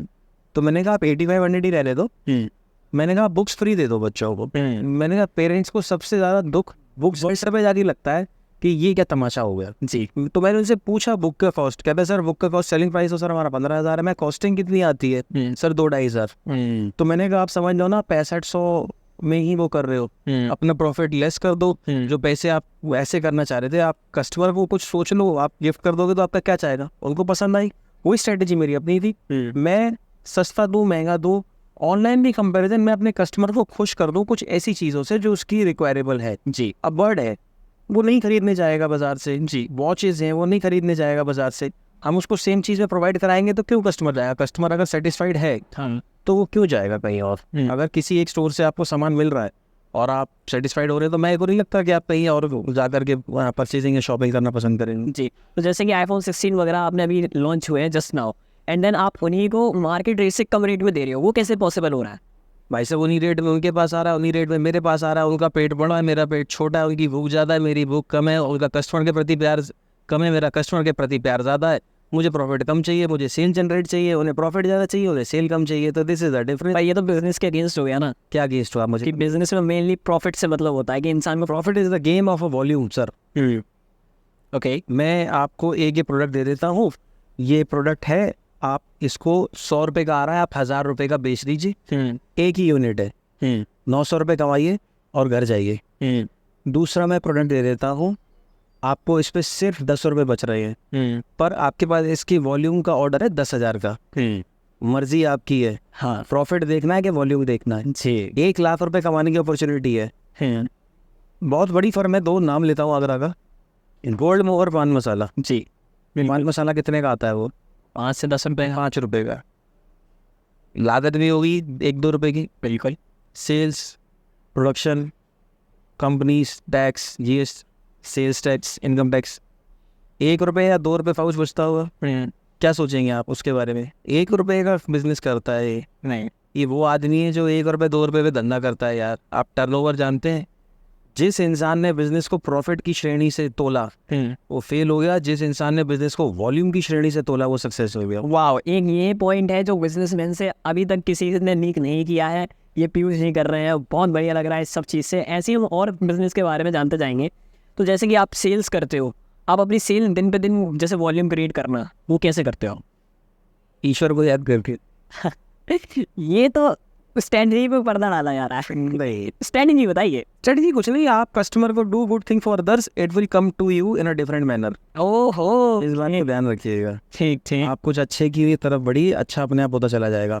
आप जो प्रोडक्ट लेकर के आ रहे हैं, मैं इंसान की एक ऐसा नहीं है कि मैं दूध का धुला हुआ हूँ, मेरे अंदर भी कहीं ना कहीं कमीनापन है, क्योंकि बिजनेसमैन हूँ तो देखो कमीनापन तो जाहिर सी बात है, वही होगा। तो एक सोच होती है, दे दे, अरे निकाल ला, जुगाड़ कर ला, कौन सा पता लग रहा है मोबाइल लाइन में। मेरी सोच ये होती है यार कॉम्प्रोमाइज़ मत करना, जाए अच्छा, भले वो मेरे स्टोर से बोल के निकल जाए बाहर, अरे बड़ा महंगा दे रहा है, अरे चल यार लूट मचा रखी है, मुझे चलेगा, मुझे बहुत अच्छी नींद आएगी। पर जिस दिन वो ये बोल गया ना, अरे नकली था यार, उस दिन मुझे नींद नहीं आएगी। तो आप सिर्फ अच्छा करिए, अच्छा अपने आप होता चला जाएगा। सेल बढ़ने का कारण दूसरा ये था, मैंने आपको बोला था, थोड़ा सा कस्टमर की तरफ सोचिए। वो दुकान में भले कैसे ही घुसता हुआ है, मुस्कुराता हुआ बाहर निकल रहा है, आप सेल इंक्रीज कर जाएगा। सेल इंक्रीज हो गई है इसका मतलब। ओके, तो जैसे कि आप सेकंड हैंड फ़ोन बेचते हो, एंड सेकंड हैंड फ़ोन बेचने से आप देख सकते हैं कि जैसे हमारे बॉलीवुड में मूवी भी होती है, जो फ़ोन चोरी होते हैं वो एक जगह जाते हैं, वो क्लीन होते हैं, देन वो एक पकड़ा जाता है, वो रीसेल होता है। तो आपके फ़ोन, आपका या फिर आपका फ़ोन या फिर आपका कोई कॉन्टैक्ट ऐसी जगहों से है? देखिए, मेरा कॉन्टैक्ट अगर ऐसी जगहों से होता तो मेरे को जीएसटी बिल नहीं मिलता, मुझे जीएसटी बिल नहीं मिलता तो मैं जीएसटी बिल काट नहीं सकता, मैं जीएसटी बिल काट नहीं सकता तो मैं सरकार को टैक्स पे नहीं करता, मैं सरकार को टैक्स पे नहीं करता तो पुलिस मुझे उठा के ले जाती, पुलिस मुझे उठा के ले जाती तो मैं यहाँ नहीं बैठा होता, और जब मैं यहाँ ही नहीं बैठा होता तो आप मुझसे सवाल कैसे करते? कितनी सलीकी से जवाब दिया, वाह वाह वाह। तो फिर एक्चुअल में ये फ़ोन कौन से हैं जो आप सेल कर रहे हैं? देखिए, ये रिसाइकिल नहीं बोलेंगे, ना चोरी के बोलेंगे, ना लफड़े के बोलेंगे। कुछ श्रेणी होती है ओपन बॉक्स, कुछ श्रेणी होती है डेमो मोबाइल्स, कुछ श्रेणी होती है बाय बैक। जैसे कि आप लेके गए और आपकी धर्मपत्नी नाराज़ हो गई कि जी ये क्या कलर ले आए, हाँ। मुझे तो नहीं चाहिए, वो घर में रात को खाना नहीं बन रहा तो वो बेच के जा रहा है। ठीक है। दूसरा डेमो पीसेस, यानी कंपनी में 1000 एम्प्लॉयज़ हैं, उस कंपनी ने अपने 1000 डेमो फोन्स लॉन्च कर दिए। और एनालिसिस से पता लगता है कि 200 वर्कर तो है ही नहीं, या 200 स्टोर्स पे उसकी ज़रूरत ही पड़ी तो डेमो फोन्स पड़े के पड़े रह गए। अब हम क्या करेंगे, वो एक्टिवेट हो गए हैं, ना नए के रहे ना पुराने के रहे।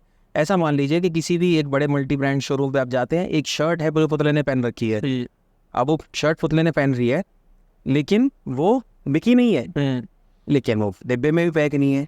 आप उस शर्ट को नहीं कहेंगे, आप कहेंगे भैया फ्रेश पीस निकाल दो, हाँ। आप उस शर्ट को नहीं खरीदेंगे। अब दुकानदार उस शर्ट को फेंकेगा नहीं। तो ये वही शर्ट है जो डेवो मोबाइल्स बन करके निकल के आती है, यानी कि दोबारा उसको रिस्टोर कर दिया जाएगा, बता दिया जाएगा कि ये रीपैक हुई है बट ये अनयूज्ड है। तो इस चीज़ की क्या गारंटी है कि उसमें 1-2 चोरी के फ़ोन नहीं हुए? चोरी के फ़ोन की गारंटी देखिए, आज सर्विलांस, आज ऑनलाइन FIRs, आज ऑनलाइन सब चीज़ें जो है बहुत सतर्क हो गई हैं। साइट्स आती हैं कुछ, वो मैं इसलिए ओपन नहीं करूँगा वरना तो चोर है ना वो सतर्क हो जाएंगे। जी। आप कोई भी फ़ोन लेते हैं उसके जो IMEI नंबर होता है आप उसको उस जगह पे डाल दीजिए, वो यदि ब्लैक लिस्ट होगा, LR लगी हुई होगी तो तुरंत आपको पता लग जाएगा। और प्लस हम मंगा रहे हैं कंपनी से, तो पूरी कंपनी की लाइबिलिटीज होती है। कोई ऐसा नहीं है कि 2 नंबर है पेमेंट, पूरा पेमेंट जो है नंबर 1 में जाता है, प्रॉपर GST बिल होकर के आता है। एक केस मेरे साथ ही ऐसा हुआ था, मैं आपको बताऊं, पिछली धनतेरस का टाइम था, मेरे पास अहमदाबाद से फ़ोन आता है कि मैं ऐसे ऐसे थाने से बोल रहा हूँ और ये आपने इनको फ़ोन बेचा है और ये चोरी का है। और मैंने कहा पहले आप मुझे वीडियो कॉल पे आ जाइए और मैं देखना चाहूँगा। और वीडियो कॉल पे नहीं, मैं ऐसे करता हूँ ऐसा करता हूँ और ये चोरी का है फलाना ढिकाना, उसके सवाल दागने से शुरू कर दिए। मैंने कहा अपना जरा बैच नंबर दे दो, आप कौन से थाने से बोल रहे हो? अरे भाई साहब वो हमारी फैमिली, हमारा बच्चा आपसे बात करना चाह रहा था यार, वो कंप्लेंट तो करते रहे। मैं कहा नहीं, अब आप मुझे अपना बैच नंबर दे दो और आप मुझे ये बता दो कि आप कौन से थाने से बोल रहे हो, तभी पुष्टिकरण होगा। मीनवाइल मैंने वो कंप्लेंट लेकर के मैंने जिस कंपनी से मंगाता था मैंने उनको सीरियल नंबर भेज दिया। उस कंपनी ने तत्काल प्रभाव से अपना लॉयर वहाँ थाने के बाहर भेज दिया, पता लगा टोटल फर्जीवाड़ा था। ओके, यानी कि अगर इन केस वो चोरी का निकल भी आता तो कंपनी की लायबिलिटी थी, लॉयर की लायबिलिटी थी कि ऐसा हो ही नहीं सकता, ऐसे कैसा हो सकता है। और वहाँ पे दूसरी तरफ मैं बात करूँगा कंप्लेंट की, एलिगेशन की, आरोप की, तो आदमी कभी कभी वीडियो कॉल पे आने के लिए इस तरीके के प्रोटोकॉल अपना लेता है कि हम लोग जो है एक्शन रिएक्शन देने में कंफ्यूज हो जाते हैं। तो इस तरीके की जो चुनौती, जो सवाल है वो तो जो वो कंट्रोवर्सी थी हाँ। वो कैसे क्रिएट हुई, क्या हुई, उसके बारे में अब साफ सीधी बात पीयूष जी से ही पूछ लेते हैं। क्रिएट तो वो चीज़ की जाती है जो प्री प्लान होती है। ओके, जो हो जाता है नेचुरली वो ओरिजिनल होता है। ओके, उसमें कुछ भी नहीं था, उसमें सिर्फ जलन थी। कहाँ पे? हर उसांग में जिसका नाम यहाँ से सुचारू रूप से जो है जिसका उच्चारण नहीं किया जा सकता। ओके, अब कुछ लोग कहेंगे कि 1.5 मिलियन का आदमी इतने बड़े आदमी से इतनी बड़ी बड़ी बातें कर रहा है। बात सिर्फ इतनी सी थी। रिकॉर्डिंग दिखाऊं क्या? रिकॉर्डिंग सुनाओ? रिकॉर्डिंग दिखाई है नेक्स्ट ब्लॉग में डाल। नेक्स्ट ब्लॉग में। ओके, वो आपको पीछे पे मिल जाएगी। पेज पे। वो ऐसा था कि प्रूफ रिटन मैसेज भी है और रिकॉर्डिंग भी है। सार संक्षेप में बात इतनी सी थी, मैंने आपको फॉलो किया, एज एन मैं आपको रिस्पेक्ट दे रहा हूँ। मैंने कहा एक गिफ्ट मेरा भी बनता है, इंसानियत थी तो आप एक गिफ्ट अगर आप देते हैं, मैं तो कहता हूँ आप देखो तो आप मुझे भी दे देते। अब आप ये नहीं कह सकते कि आप बहुत बड़े बाप की औलाद हैं और हम किसी एरे एरे की वो हैं। अगर माँ बाप महाकाल माफ़ करें तो GST विभाग से जरा एक सूची जारी करवा ली जाए टर्नओवर्स की, हाँ वो दर्शा देगी। तो यदि किसी को घमंड हो इस बात पे, फॉलोवर कमाना और मुकाम कमाना 2 अलग बातें होती। बिल्कुल। तो वहाँ पे मुकाम की बात ये थी कि मैं एज एन आपका फॉलोअर बन के जाता हूँ। मैं आपको कहता हूँ कि आप जो आज यहाँ दोगे, यानी 3 करोड़ फॉलोअर वाला आदमी जो ऑडियंस को देगा वो 15 लाख वाला भी दे दे। ये आगरा का दिल था, ये UP का दिल था, ठीक। पर ऐसा उन सवालों में मैं पूरा यहाँ पे ओपन नहीं कर रहा हूँ इसलिए कि शायद अभी किसी की इज्जत ढका हुआ हो। मैं उन जलीलों में से नहीं हूँ, उन नामर्दों में से नहीं हूँ जो मर्दों की लड़ाई में औरत को हथियार बना के आगे परोस दे। जी जी, ये बहुत घिनौना केस था, ठीक है ना। आप ऐसा मेरे ख्याल से कोई भी नामर्द नहीं होगा कि उसकी बीवी को कोई भारी तत्व आकर के छेड़ जाए और वो थाने में कंप्लेंट भी ना करे और आप ही से राजीनामा करके माफीनामा लिखवा करके वापस आ जाए।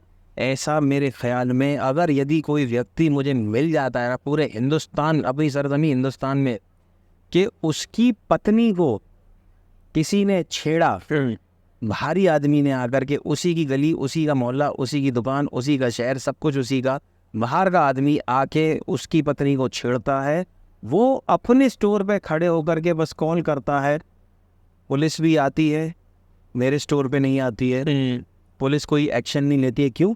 क्या पुलिस ने कुछ मुझसे ले दे रखा था? नहीं, पुलिस हकीकत जानती थी। आपकी पत्नी छिड़ी, आप ही ने मुझसे राजीनामा कर लिया, कॉम्प्रोमाइज़ कर लिया। क्यों कर लिया? जी, आप एक्यूज्ड थे। और वहाँ पे बात सिर्फ इतनी सी थी, तेरे 3 करोड़ फॉलोअर, मेरे सिर्फ 15 लाख। पर बात इतनी सी है, अपने शहर, अपने स्टेट के नाम के लिए UP वाले, आगरा वाले कहीं पीछे नहीं है। जितने तू देगा उतने मैं दे करके जाऊँगा। मेरी में गुर्बत होगी, दिग्गज अगर मैं बनता होगा अपने आप को तू वहाँ 1 लाख अनाउंस कर, अगर मैं पीछे हट गया तो मैं आगरा का लड़का नहीं, मैं अपने बाप का लड़का नहीं, मैं माफ़ी मांग के निकल जाता। पर अगर तू असली है तो 1 लाख अनाउंस कर, 1 लाख हम दे करके जाएंगे, दे ऑडियंस को। ऑडियंस भी तेरी थी, फॉलोअर भी तेरे बढ़ रहे थे, मेरी वो ऑडियंस नहीं थी, बट ये जनता का प्यार था कि उन्होंने वहाँ पे प्यार दिखाया, मुझे रिकॉग्नाइज किया, मैं वहाँ दे के जाता हूँ। मैंने सिर्फ इतना बोला था, मैं कहा तू जितना देगा उतना मैं भी दे दूँगा। जी, ये दिल बड़ा था बहुत। जी, और इसमें अगर ये पेड कंट्रोवर्सी होती, हाँ, प्लान्ड कंट्रोवर्सी होती, तो इसमें सिंपल सा ये होता जो इसने पहले किया था। आप रील देखिएगा, आप एक 30 निकाल देना, मैं आपसे एक क्वेश्चन पूछूंगा, उस क्वेश्चन का आप आंसर देना, सिर्फ मैं आपको वापस कर दूँगा। ये मेरे साथ हो चुका था, जिसमें इसने मुझसे क्वेश्चन किया था कि ऐसी कौन सी स्त्री है जो सबसे ज़्यादा काम करती है। मैंने कहा एक माँ। हाँ, तो धज्जियाँ उड़ गई थी, तब भी जवाब नहीं निकला था, क्योंकि स्त्री को आप कुछ भी कर लो, माँ से ज़्यादा कोई काम नहीं करता। आपको पेड कंट्रोवर्सी करनी थी तो आप इतना कह देते कि पीयूष भाई मैं आपको 16 गिफ्ट करूँगा, आप कह देना मुझे 16 नहीं चाहिए, मुझे घड़ी चाहिए, फिर आप घड़ी लेके निकल जाना। वो पेड होती कि उसमें तेरा ही नाम होता कि फलाने ने पीयूष को 16 दे दिया, तो वो आपसे वापस ले ही लेता। वो तो पुरानी आदत है तेरे, फिर ले लेता यार, कौन सी नई बात है। ये पुरानी आदत। अच्छा, ये पुरानी आदत वाली जो बात हो रही है, जैसे कि आप भी गिव अवे करते हो, आप भी गिफ्ट देते हो, तो आप नहीं लेते हो रिटर्न में, इसकी क्या गारंटी है? मैंने कौन सा ऐसा गिफ्ट दिया जो मुझे रिटर्न में वापस लेना पड़ जाए? मैंने तो कुछ दिया ही नहीं।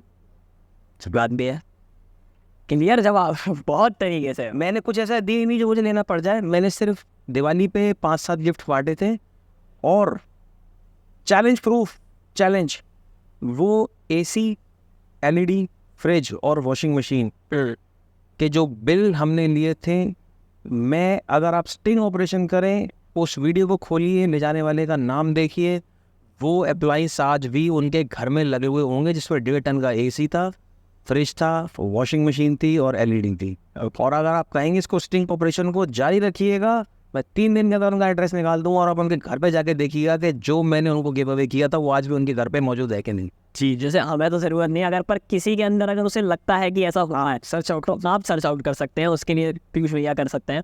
तो इसी के साथ, जैसे कि आपने बताया कि आपके ऊपर एक आरोप लगा जो फेक था, ऐसे कई मर्द हैं और कई स्त्रियों के पास ऐसी पावर है कि वो किसी भी मर्द को दबा सकती है, और आप बहुत सोशल वर्क भी करते हो, तो इससे रिलेटेड आपके माइंड में क्या थॉट है कि इस चीज़ को कैसे रोका जा सकता है? देखिए, नारी जो है ना, वो शक्ति का प्रमाण है जी, और प्रत्येक इंसान के घर की इज्जत है।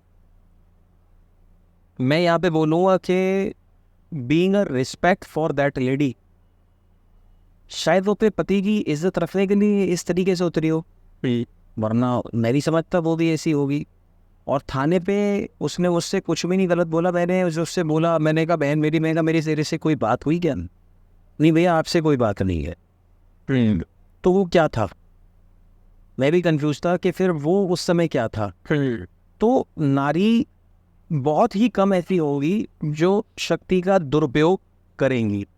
आपके, हमारे या किसी के भी घर के, मेरी ऑडियंस के घर की महिलाओं की मैं बात करता हूँ, आप उन पे चले जाइए, अब उनको बोलिए कि मम्मी अब अभी मेरी लड़ाई होगा, या चलो, मेरे ख्याल में जितनी ऑडियंस इसको देख रही है, वो लेडी कहेगी भाई घर बैठ, लड़ाई झगड़े में कुछ नहीं रखा, ना कि वैसे करेगी कि मैं पल्लू फाड़ रही हूँ और मैं सड़क पे आ रही हूँ। मैं नहीं समझता कोई ऐसी ऑडियंस को। और यदि कहीं सारे खाने चित्त हैं, पुलिस तो है, पुलिस के बाद भगवान है, CCTV कैमरा, CDR लोकेशंस और बहुत कुछ आज आ चुका है, जो झूठे आरोप और एलिगेशंस में आप नहीं फंस सकते हो। हर जगह कैमरे लगे हुए हैं। प्लस जैसे योगी जी वाली योजना आपने बताई, जैसे एक पुलिस बंधु भाई थे, उन्होंने बताया सुप्रीम कोर्ट ने भी सूत्रों के अनुसार, ये मैं क्लियर कर दूँ, मैं घोषणा नहीं कर रहा हूँ, सूत्रों के अनुसार मुझे ये पता लगा है कि जितने एक्सटॉर्शन और सेक्स एक्सप्लॉयटेशन के जो चार्जेस महिला पुरुष पर लगा सकती है, पुरुष को भी अधिकार आ गया है कि वो भी लगा सकता है, वो और इसी महीने आया है। लेकिन ये मैं सिर्फ सूत्रों के अनुसार से बता रहा हूँ, मेरा इसमें कोई पुष्टि करवाई। तो ये भी एक अवेयरनेस मंत्रा है जो पीयूष भैया की तरफ से आपको मिला है कि आप भी लगा सकते हैं। यदि आपके साथ कुछ उत्पीड़न होता है तो ना कि कानून का उल्लंघन करते हुए, पावरों का गलत इस्तेमाल करते हुए, ये जरूर वहीं से। तो इसके साथ एक और चीज़ है, जैसे कि जिसके पास फेम होता है उसकी लाइफ थोड़ी और मुश्किल होती जाती है। तो मैं एक इस चीज़ से भी आपसे क्वेश्चन पूछूंगा कि जब आप पे फेम बढ़ जाता है तो आपका लाइफस्टाइल में क्या चेंज होता है? लाइफस्टाइल में ये चेंज होता है कि आपको सिर्फ मुस्कुराना है। मुस्कुराइए। मुस्कुराना है। कोई भी आपको दर्द में तकलीफ में पसंद नहीं करेगा। आप यार दोस्त ले लो, 4 दिन बोलना अरे यार मेरे सिर में दर्द है, अरे यार मेरी कमर में दर्द है, लोग बैठना बंद कर देंगे आपके साथ। आपके पास कोई भी आ रहा है, बस कोई कस्टमर आता है, मेरा सिर कितना भी दर्द हो रहा हो तो मुझे उससे हंस के बात करनी है, भले मेरे दर्द हो रहा हो, वो तो बेचारा कहीं दूर से आ रहा है और इस उम्मीद में आ रहा है कि भैया के पास जाऊंगा, बैठूंगा, अरे बात करूंगा। मैंने नहीं की तो क्या कहेगा, यार बड़ा घमंडी था। रील पे तो हंस के बात करते हैं, मुझसे बात नहीं करी तब इससे। भाई वो reel 2 second, 15 second, 50 second, 1 minute, 2 minute मैंने बनाई, मैं हट गया। कस्टमर से सारा दिन जूझ रहा हूँ। हो सकता है आप तब आए हो जब मैं पूरा पंचर हो चुका हूँ, लेकिन मुझे हंसना है, क्यों, उसकी इज्जत रखनी है। तो ये कुछ तरीके की प्रॉब्लम्स ऐसी आती हैं कि आप कभी मजबूर हो जाते हो कि आपको जो है टाइम देना पड़ेगा। अगर आपने टाइम नहीं दिया तो जो आपसे मिलने आया वो नाराज़ हो जाएगा, वो नाराज हो। उसका दिल टूट जाएगा कहीं ना कहीं। जी, तो आपको ये फेम की दुनिया अच्छी लगती है? देखिए, अच्छी और बुरी दुनिया का विवरण मैं नहीं दे सकता हूँ। ईश्वर ने जो जन्म दिया है वो अच्छा ही है। अच्छा ये जब फेम नहीं था तब भी अच्छा था, आज फेम है तब भी अच्छा है, अगर कल को ईश्वर न करे नहीं रहा तब भी अच्छा रहेगा।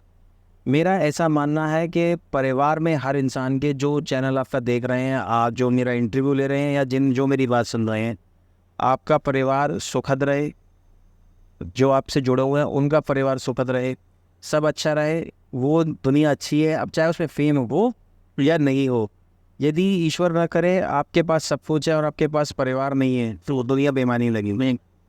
और यदि आपके पास कोई फेम नहीं है और रात का खाना आप परिवार के सारे फैमिली मेम्बर खुश होकर खा रहे हो, तो भी आपको बहुत सपोर्ट आएंगे। जी बिल्कुल। ओके, तो जैसे कि अब आज का बच्चा जो है वो सबको बिजनेस वगैरह कर रहा है, सबको एंड ऑन द टॉप में जाना है, फेम क्रिएट कर रहा है।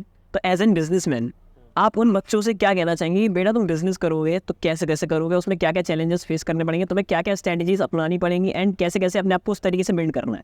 अरे चले जाओ वहाँ पे, नहीं कर दो, कोई दिक्कत, टेंशन फ्री है, दुकान खोलो और शुरू हो जाओ। शुरू हो जाओ, पर मोस्ट ऑफ द दुकान खुलती है फिर वो बंद हो जाती है। नहीं, ऐसा मैंने आपको एक बात बता दूँ, मैं हर चीज़ में एक बात ध्यान रखिएगा, मैं कोई पंडित जी नहीं हूँ, मैथोलॉजी ज़्यादा बातें नहीं करता हूँ, सिर्फ प्योरिटी, किसी का बुरा ना करना, सच्चे मन से कोई भी काम करना, रिसीट मिलेगी ही नहीं। हाँ, जैसे अभी बात मैंने बीच में बोली थी कि हम उसे कैसे बीट कर दें, आप किसी को बीट करने का मत सोचो, आप सिर्फ सोचो मैं जिस रास्ते पे जा रहा हूँ मैं सक्सेस कैसे हो जाऊँ। सामने वाला देसी घी से खाए चाहे रिफाइंड से खाए, आपको जिससे खानी है आप उससे खा के सो जाओ, फिर ये मत देखो कि उसकी थाली में क्या है। जी, मेरी साइड वाली दुकान पे क्या बिक रहा है, कितना बिक रहा है, कितना कमा रहा है, मुझे मतलब नहीं है। मेरा टारगेट इतना है, मैं सुबह जब घर से निकलता हूँ कि मेरे को आज इतना मिल जाए, मुझे उतना मिल गया, मैं खुश हूँ।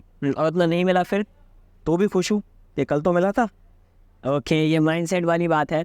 तो जैसे कि MS mobile shoppe first Shah market में आई एंड देन उसके बाद आपने सेकंड ब्रांच खोली, तो जो सेकंड ब्रांच खोलने का माइंडसेट होता है कि एक बिजनेसमैन को कब लगता है कि उसे सेकंड ब्रांच खोल लेनी चाहिए, वो उस बारे में आप बताएं। As per demand by the customers. Okay, और यही फर्स्ट अनाउंस आपको कर रहा हूँ, इसी महीने में तीसरी ब्रांच आप कह सकते हैं हमारी, वो सामने शाह मार्केट में खुली ऑफिस, वहाँ पे हमारा खुल रहा है। ठीक, और इंटीरियर उसमें 2-3 दिन में हम स्टार्ट करा देने वाले हैं। जी, और कुछ नई उपलब्धियाँ, कुछ नई स्कीम्स, कुछ नए ऑफर्स, कुछ नई अपॉर्चुनिटीज़। मैं चाहता हूँ कि यूथ को वर्क की जो अपॉर्चुनिटीज़ है मैं ईजी कर दूँ, तो अब थर्ड ब्रांच की भी तैयारी हमारी चल रही है। ओके, स्टेप ऑन स्ट्रीट से वो मेरा हो चुका है दोस्तों, तो इसी के साथ स्टेप ऑन स्ट्रीट का अंतिम चरण चल रहा है। तो इसी के साथ मैं पीयूष जी से पूछना चाहूँगा स्टेप ऑन स्ट्रीट का फीडबैक। जी देखिए, अगर मैंने कुछ गलत बोला तो भाई गुस्सा हो जाएंगे। नहीं ऐसी कोई बात नहीं, आप ट्रू ऑथेंटिक दे सकते हैं। नहीं। जितने भी लोग हमारे आते हैं सब ऑथेंटिक देते हैं, उनसे हमारा कोई वो नहीं होता कि हम ये मजाक का पात्र था। गुस्सा, मैं कभी किसी के गुस्सा होने की चिंता नहीं करता हूँ, इसलिए सीधा सच बोलता हूँ। मुझे बहुत अच्छा लगा, आपके सवाल कुछ भी प्री प्लान नहीं थे, आपके क्वेश्चन कुछ फिक्स्ड नहीं थे, आपके क्वेश्चंस में कुछ भी ऐसी नेगेटिविटी मुझे फील नहीं हुई कि किसी के सिखाए हुए आपके क्वेश्चंस हो। सच्चाई जो थी, जो भी आपने मुझसे पूछा, वो clear cut filtered on the screen आपने इस पर लेकर के आए। और मैं ये जानता तो नहीं हूँ, पर हाँ उम्मीद हो रही है कि पूरा जो भी हमारा शो अभी क्वेश्चनलाइजिंग हुई है उसमें कहीं ना कहीं एडिटिंग की भी ज़रूरत नहीं पड़ने वाली है, क्योंकि पूरा कट टू कट जो है क्वेश्चन आपके थ्रू आउट गए। मुझे इस बात की खुशी है कि आपने जो क्वेश्चंस पूछे वो बहुत ही जेन्युइन और ईमानदारी वाले position. Thank you. Step on the street authenticity पे काम करता है दोस्तों, क्योंकि वही आपको सिखा रहा है कि कैसे आपको स्टेप ऑन करना है, कैसे आपको अपने आप को बिल्ड करना है, चाहे वो इंडस्ट्री किसी की भी हो। इसी के साथ दोस्तों स्टेप ऑन स्ट्रीट ऐसे ग्रेट पर्सनैलिटी, ऐसे ग्रेट माइंडसेट आपके सामने लाता रहेगा, आपको सिखाता रहेगा कि कैसे आपको स्टेप ऑन स्ट्रीट करना है। इसी के साथ जय श्री राम।